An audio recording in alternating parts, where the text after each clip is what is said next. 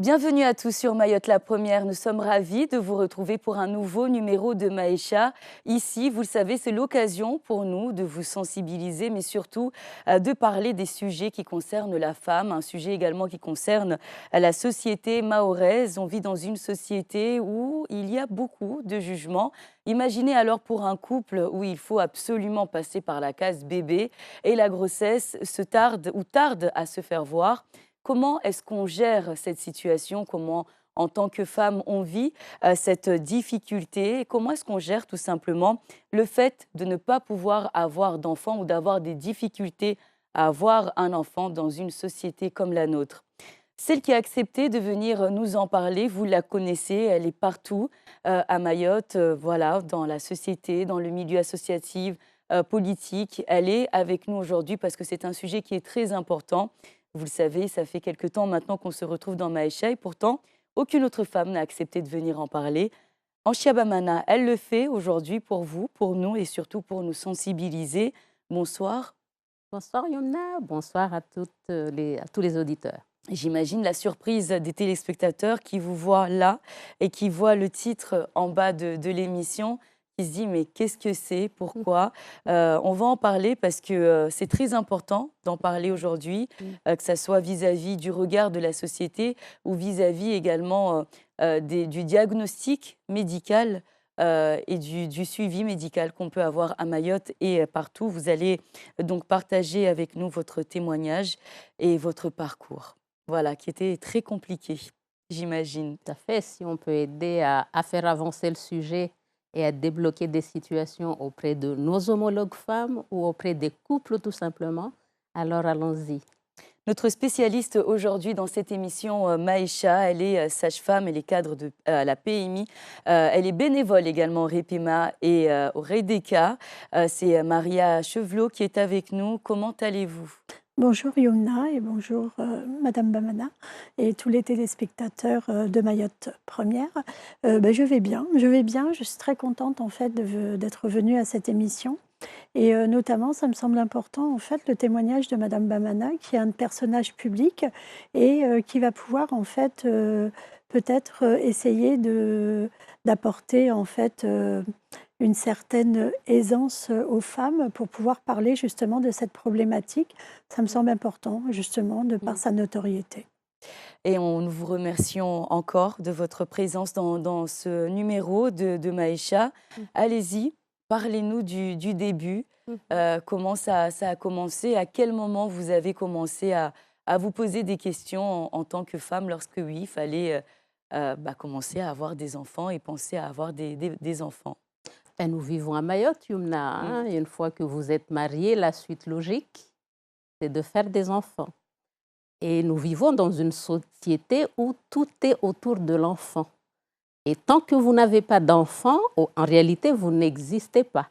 Il faut juste se rappeler euh, la maman d'un tel, Mm. Mam Hamadi. C'est la maman de Mohamadi. Mm. C'est très important dans notre société. Donc, ça a été un parcours de combattant quand je me suis rendu compte que ça ne marchait pas. Et en réalité, c'est la société qui m'a renvoyé la difficulté. J'étais tellement occupée dans le cadre de mon activité professionnelle. Donc, du coup, sur le coup, je n'y pensais pas vraiment. Et quand effectivement j'ai commencé à investiguer pour essayer de comprendre pourquoi ça ne marchait pas, j'ai commencé à consulter à l'hôpital de Mamoudzou. À l'époque, ça s'appelait l'hôpital de Mamoudzou, maintenant le centre hospitalier. Je n'ai pas eu de réponse puisque les médecins m'ont toujours dit on ne voit pas le problème que vous avez. Mm.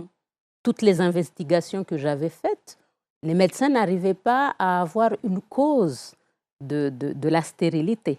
Mm. Aujourd'hui, je parle d'infertilité puisque la suite des événements a été plutôt rassurante. Par la suite, j'ai consulté des spécialistes en métropole. Là, pareil, impossible. On ne voit pas le On problème. ne voit pas le problème. Donc, à l'âge de 35 ans, une gynécologue m'a dit, on va commencer la fécondation in vitro parce qu'on ne peut pas attendre plus puisque nous n'arrivons pas à vous dire ce que vous avez Mm. réellement. alors le parcours de combattant de la fécondation in vitro a commencé, j'avais 35 ans. Et pareil, ensuite, vous avez entamé ces démarches. Ça s'est bien passé? Ce n'est pas facile. Mmh. Ce n'est pas facile du tout. On se fait un travail sur soi-même Mmh. pour vivre dans cette bulle, parce que aller au-delà, moi à 35 ans, j'avais dépassé le volet regard de l'autre. Mmh. Donc je m'étais concentrée sur moi, sur le couple, hein, parce que c'est pas évident, faire face effectivement à la famille. J'ai eu la chance d'avoir une famille qui m'a beaucoup soutenue, Mmh. un mari qui m'avait beaucoup soutenue, et ça a facilité le parcours de combattant de faire la fécondation in vitro avec les piqûres. Madame la sage-femme va nous en parler, mais c'est Mhm. un vrai parcours de combattant. Supporter les effets secondaires des produits de stimulation, tout ça, je suis passée par cette case-là. Mais aujourd'hui, j'en parle parce que le temps est passé. Mmh. Aujourd'hui, je rencontre beaucoup de femmes qui ont des difficultés, qui n'arrivent déjà pas à aller au-delà de ce que elles peuvent entendre dans la société, le couple qui n'arrive pas à tenir le coup. Donc, si on peut effectivement aujourd'hui donner un message d'espoir à Mmh. tous ces couples, à toutes ces femmes, je pense que ça serait une très bonne chose.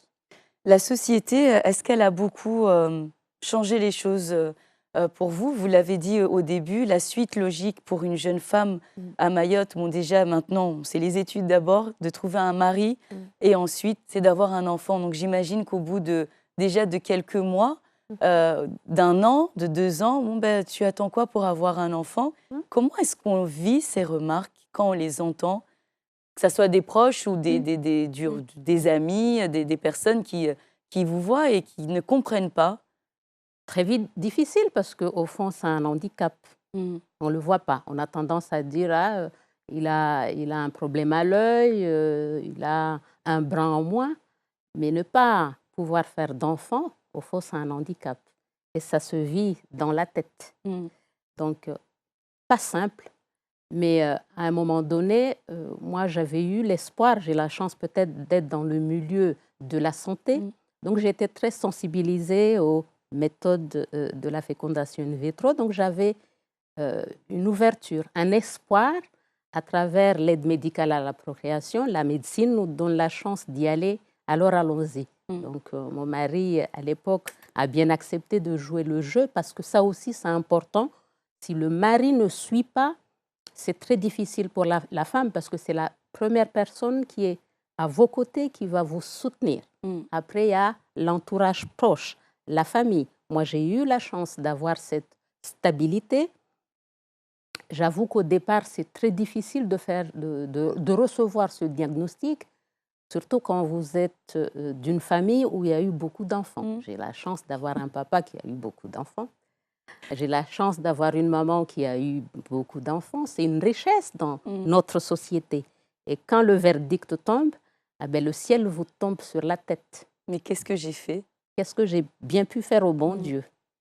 Mais après, on croit en Dieu, on est musulman, alors on prie. Mmh. On prie et on prend son bateau de pèlerin pour aller voir la médecine qui donne des perspectives. Et ce que je peux dire ce soir à tous ces couples, à toutes ces femmes, c'est de croire en cette médecine parce qu'aujourd'hui, je suis la maman d'un petit garçon de 11 ans et il fait vraiment le bonheur de la famille parce qu'il n'y a pas que mon bonheur à moi, mais Mmh. aussi le bonheur de toute la famille qui partage la joie de ce petit être que j'ai eu. Alors, on dit aussi que accoucher normalement, c'est difficile, c'est vrai, dans la douleur, tout ça. Mais quand vous passez par la case fécondation in vitro, je peux vous dire que vous vous dites, je l'ai eu de très loin. Mais ça vaut le coup. Mm. Beaucoup d'émotions. Je suis vraiment contente pour vous. Et effectivement, on pense vraiment à toutes ces femmes qui ont des difficultés à pouvoir vivre ce que vous vivez. On le disait au début de cette émission, c'est d'abord beaucoup d'espoir qu'on essaye de partager avec vous aujourd'hui. Maria, vous côtoyez beaucoup de femmes de Mhm. par votre métier, de par aussi le temps que vous passez aussi à Mayotte. Qu'est-ce qui se passe à ce moment-là dans la tête d'une femme? Le plus difficile pour elle, parce que je sais qu'on finit par échanger et partager avec notre sage-femme. Mhm. Euh, Qu'est-ce qu'elles vivent? Qu'est-ce qui revient le plus souvent, en plus de cet avis médical où on nous annonce que vous ne pouvez pas avoir des enfants normalement? Et en plus, il faut faire face, dès qu'on sort de votre cabinet, à la société qui nous attend. Qu'est-ce qui revient le plus souvent lorsqu'elles se confient à vous?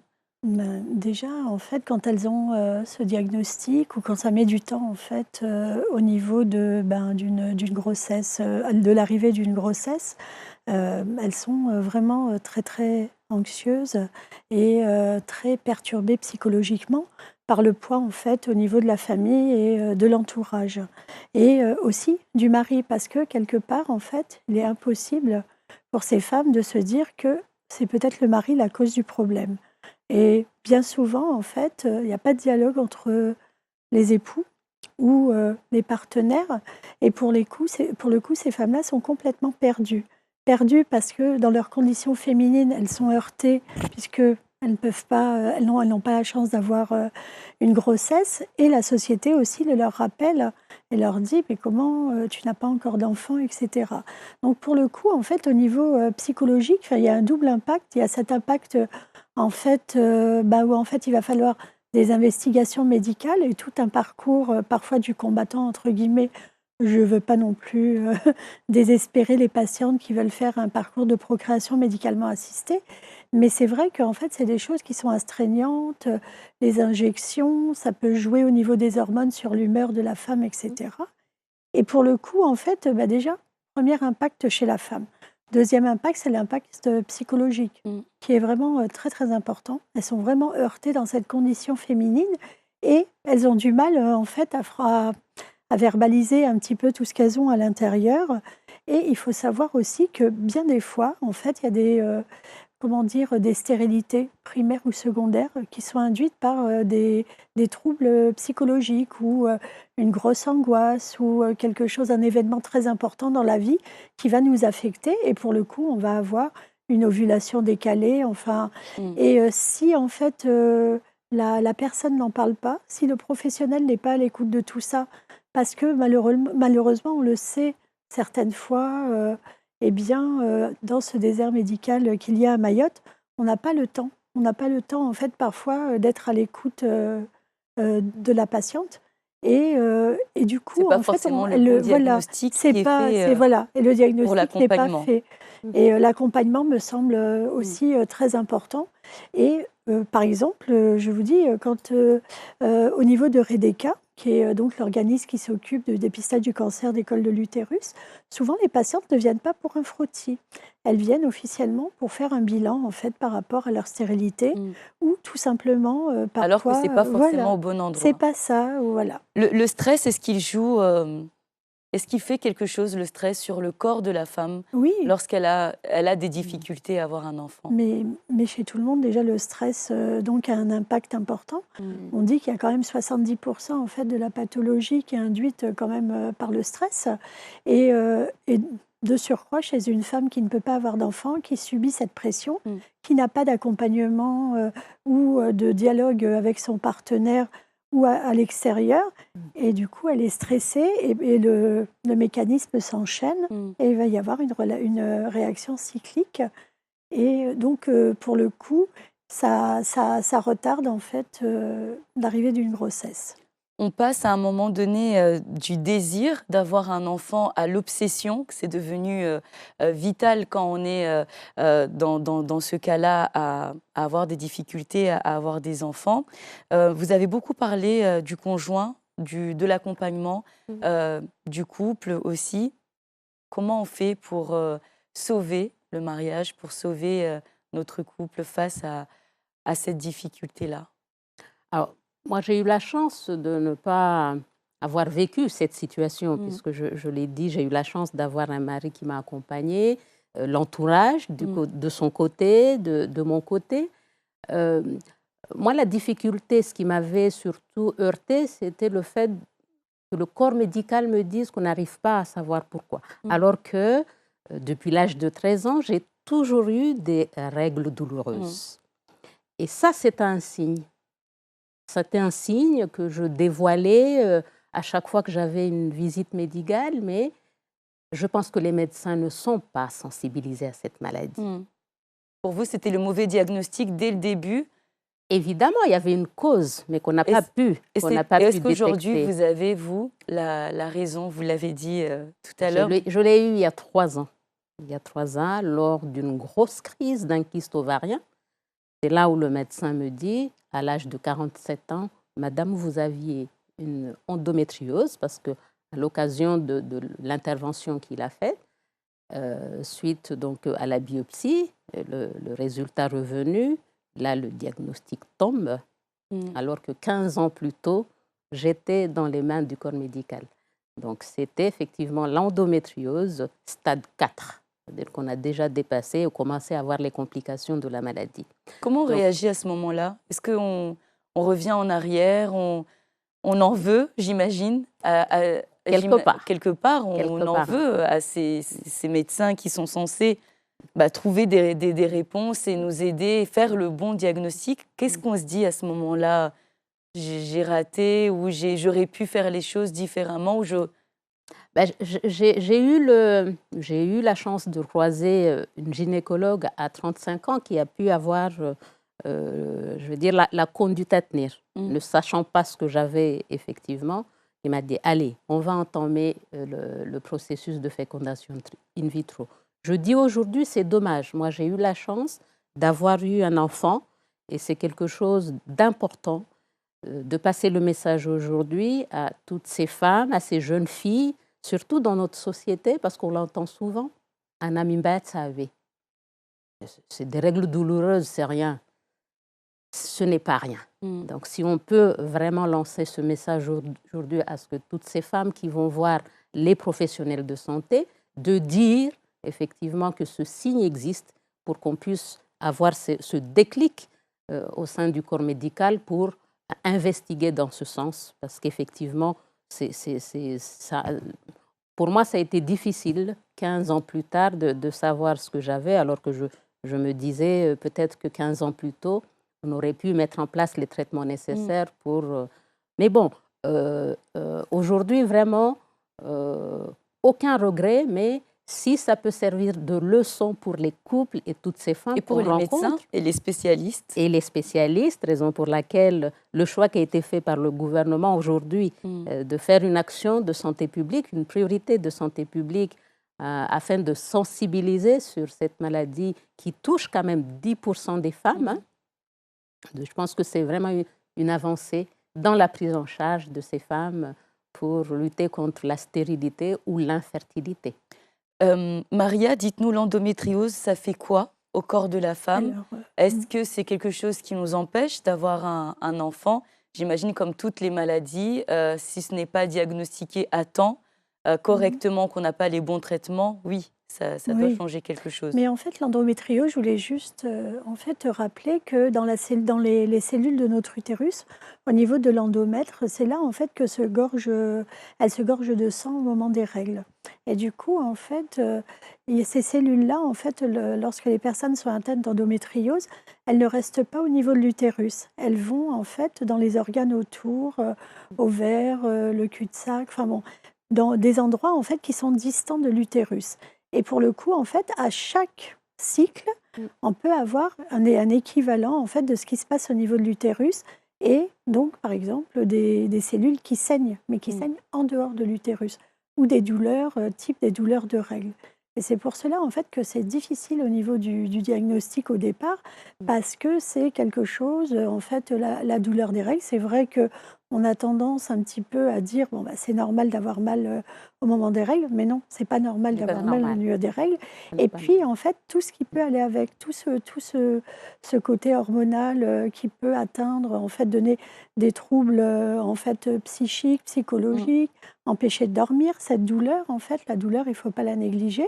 Et puis, vous pouvez avoir au niveau des organes atteints, au niveau de l'endométriose, des dommages Mais au niveau bien de ces traité, ça ne organes-là. nous empêche pas Non, d'avoir des enfants. non, Mais bien mais c'est traité. oui, il faut la prendre à temps. Elle a dit Le tout à stade l'heure 4. on lui a dit quand c'était arrivé à un stade 4. J'imagine qu'il y a d'autres stades Oui, avant. Donc avant, quand c'est bien traité, oui. qu'on n'alerte pas les jeunes filles hein, qui nous regardent aujourd'hui, Mhm. bien pris en charge à temps, ça Oui, n'endommage en rien non, le corps de la femme. non, non. Évidemment. Après, ça dépend après s'il y a d'autres facteurs, Mm. mais purement par rapport à l'endométriose, non. Non. Voilà. Comment est-ce qu'on fait qu'est-ce un signe, vous l'avez dit, il y a les douleurs, Oui, des douleurs un petit peu plus peut-être qui, voilà, un petit peu plus lourdes, qu'on doit commencer à se poser des questions.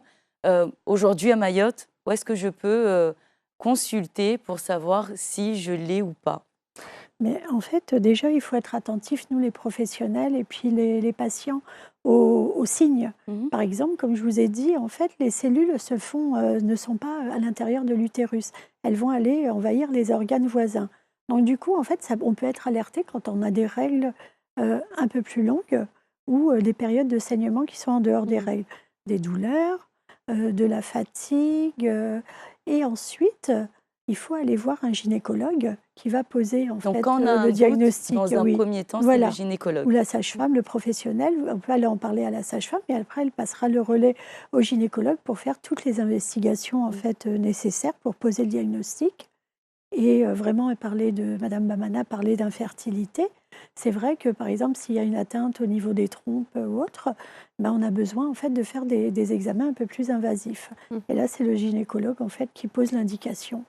L'émission est presque terminée. Peut-être vraiment revenir sur ces conseils, les conseils qu'on peut partager aux jeunes femmes qui nous regardent aujourd'hui, que ce soit le fait d'écouter son corps. Voilà, peut-être vous le disiez, vous avez eu un doute dès le début, vous saviez qu'il y a quelque chose qui n'allait pas, mais les médecins vous ont dit non, on ne voit strictement rien, alors que oui, il faut écouter son corps et se diriger vers les bons professionnels.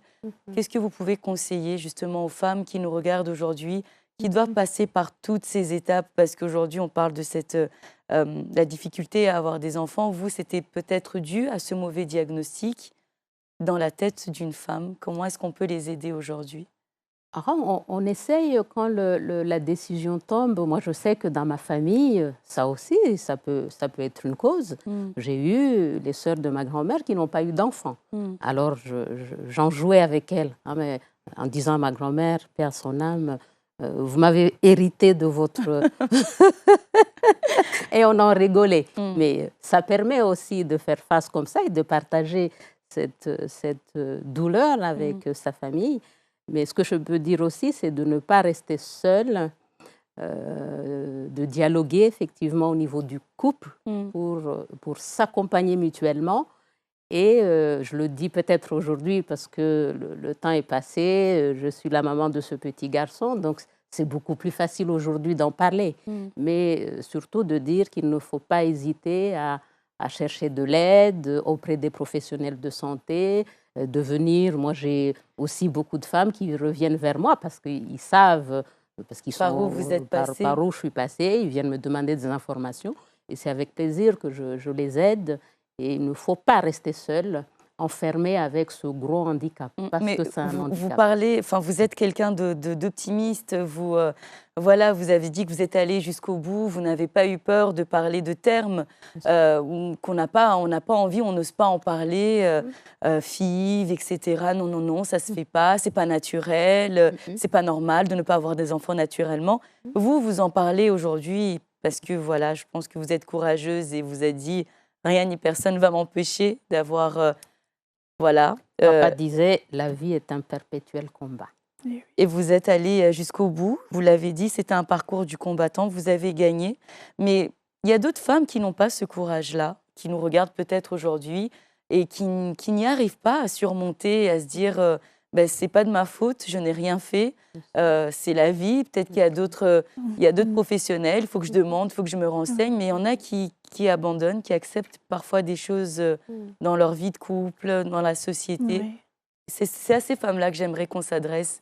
Et si on peut les aider aujourd'hui à... Moi, j'ai envie de leur dire ce soir, à ces femmes et à ces couples, Mm, que tant qu'il y a de la vie, il y a de l'espoir. mm.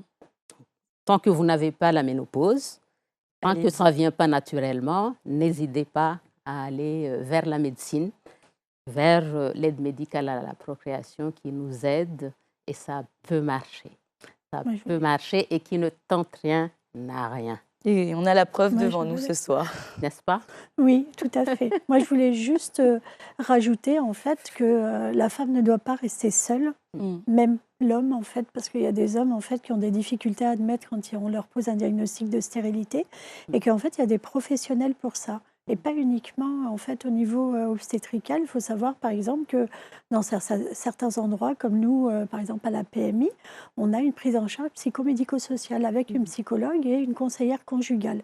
Donc en fait, quand on a des difficultés de dialogue dans le couple, quand on n'est pas bien dans sa condition féminine parce qu'on ne peut pas avoir d'enfant, en fait, c'est très important de venir en fait voir les professionnels qui vont orienter non seulement sur le diagnostic médical, mais aussi un accompagnement en fait psychologique. Et ça, c'est très important. S'il faut retenir quelque chose, c'est garder ce message d'espoir, mais surtout ne jamais rester seul. Toujours ce dialogue en couple ou le dialogue avec un professionnel qui peut vous épauler et vous aider. Merci beaucoup, mesdames. Peut-être que vous avez envie de rajouter quelque chose avant qu'on rende notre antenne. Et puis, je rappelle aussi qu'on peut venir faire appel à vous, aux professionnels qui sont là, qui sont à notre écoute. Peu importe si on ne sait pas forcément où demander, on peut venir vous demander, vous allez nous orienter vers la bonne personne. Et une dernière phrase, ce qu'on retient de cette très belle leçon de vie et ce très beau parcours, vous l'avez qualifié de parcours du combattant tout Parce à que l'heure. c'est un je vrai dis que, parcours de combat. moi, je dis que c'est une très belle leçon de vie. Et voilà, quand on veut, on va jusqu'au bout. Et puis, avec la clémence de Dieu, on y arrive. Voilà. Et puis dire enfin que c'est vrai que la société qui nous entoure ne facilite pas. Non. Mais vraiment essayer le plus possible de rester dans sa bulle. Moi, quand j'ai commencé à faire les fécondations in vitro, ben, j'étais dans ma bulle, j'entendais rien de ce qui se passait. Et avec l'aide de Dieu, on y arrive. Merci beaucoup, mesdames. Merci beaucoup, Anchia Bamana, d'avoir accepté de libérer enfin la parole sur ce sujet qui est encore un peu tabou à Mayotte. On se cache quand on ne peut pas avoir des enfants. Vous l'avez dit, malheureusement, nous sommes dans une société qui ne nous permet pas, en fait, de ne pas avoir d'enfants. Ce n'est pas logique de ne pas pouvoir avoir d'enfants. Et aujourd'hui, vous êtes venus donner de l'espoir à toutes ces femmes qui nous regardent. Merci encore beaucoup. Merci. Vraiment, ça me touche. Merci beaucoup parce que je sais que beaucoup de femmes voulaient qu'on parle de cette émission, qu'on parle de ce sujet dans cette émission. Maria, merci aussi de votre disponibilité, d'avoir répondu à nos questions, d'avoir orienté également les téléspectatrices et les hommes aussi qui nous regardent ce soir. Merci à l'équipe de Maïcha derrière aux manettes. Vous pouvez retrouver cette émission sur notre site internet de la Première. Là-bas, vous pouvez également nous proposer vos sujets et vos thèmes. On se dit à très vite dans Maïcha.